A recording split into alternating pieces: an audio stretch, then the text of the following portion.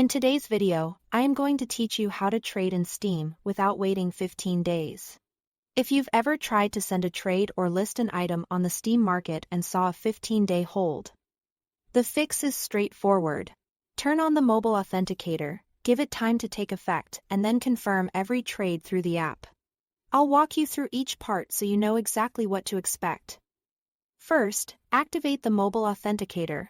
Install the official Steam app on your phone, sign in, and open the menu to find the Security or Steam Guard section.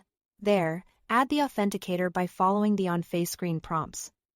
Once it's enabled, you'll see time-based codes in the app. These codes are your second layer of security for logging in. And most importantly, they let you confirm trades and market listings instantly. Make sure you keep the app accessible on your phone and stay signed in so confirmations work smoothly when you need them. If notifications are available on your device, turning them on can help you catch confirmations fast. Next, wait 7 days. This is required after you first activate the authenticator. During these 7 days, keep the authenticator turned on and don't remove it.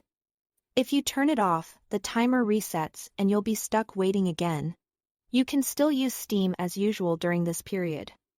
But trades and listings will keep their holds until the waiting window is over.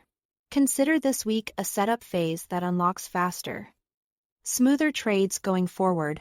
Once the 7 days pass, and as long as the authenticator remains active, the 15-day trade hold is lifted.